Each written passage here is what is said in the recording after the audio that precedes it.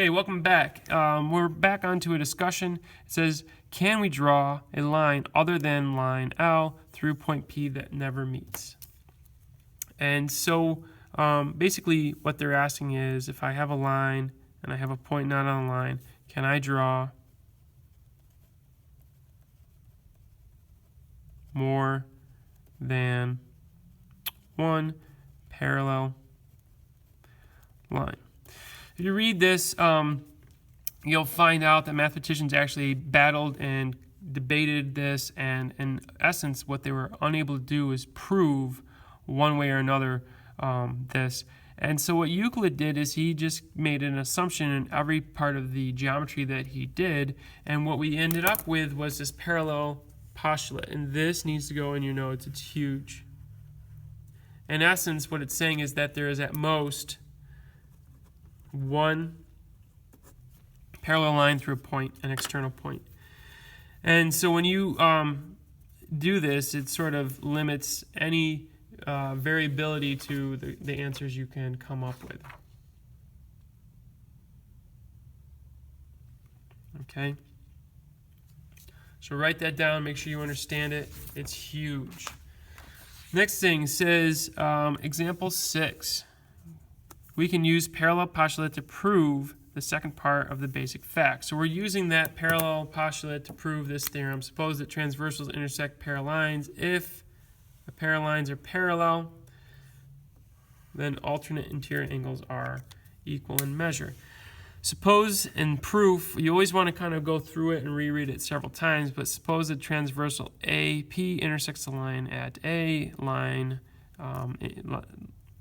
L's image at P. So we've got the basic setup that we've been working for a while. Pick and label another point B on L and choose point Q on line L prime on the opposite side.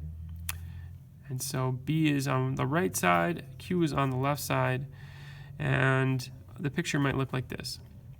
Let C be the midpoint, so we're back to that same old thing. C is the midpoint of segment AP, and apply the rotation 180 degrees around the center. As in previous discussions, and this is what I've been trying to get you guys to understand about rigid motions, is that when I rotate these and they match up, okay, since it's a rigid motion,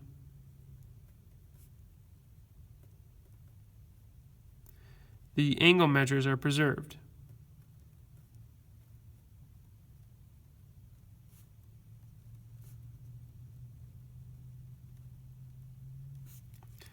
And since these lines are parallel, they'll map one onto the other, including the angles and the points that went with them. And so, because of that rigid motion, we know that the measure of PAB, so PAB, is equal to the measure of QPA. So I've got these two in green labeled for you. They're equal.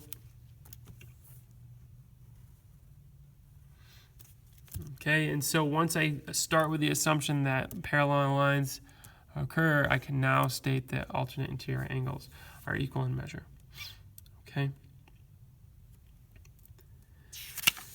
Now I put this in bold for you guys. It says it is important to understand that you've now done alternate interior angle theorem, but there are other ones, the corresponding angle theorem, the alternate exterior angle theorem, consecutive interior angle theorem, where they sum to 180 degrees or are supplementary. And so you have to prove these based on transformations before you can use them. Okay. And finally, you have example number 7. To end this lesson, what they're going to do is they're going to have a theorem that you have to prove utilizing the theorems that you just worked with.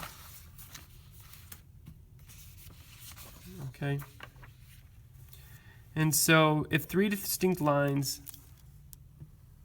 line 1, line 2, and line 3, have the properties such that line 1 is parallel to line 2 is parallel to line 3, does it stand that line 1 is parallel to line 3. And in essence, what you have to do is, this is what I'm trying to prove. I cut all of these with a transversal, and then I start picking apart alternate interior angles and using the vertical angles theorem. So what I know is that this alternate interior angle is equivalent to this alternate interior angle. I know that this alternate interior angle, not alternate interior angle, that these are vertical angles, so I know these two are congruent. I know that this alternate interior angle is equivalent to that alternate interior angle. And then you can just use substitution working backwards, proving that this alternate interior angle equals the original one. And then we have alternate interior angles of line 1 and line 3, and they are going to ultimately be parallel. Again, a lot to do. Please make sure that you're familiar with the vocabulary. So you might want to press pause right now and go through parallel lines, transversal, alternate interior angles, corresponding angles are all vocabulary words we use this time. I talked about vertical angles just recently, so you might want to add that. Really weighty information today, really develops this sense of proof. So make sure that you go through and you're able to prove anything that you're being tasked with.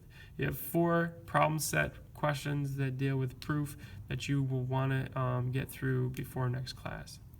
Please email any questions. Please come see me during office hours, before school, during free time, or lunch. Thank you for your time. Bye.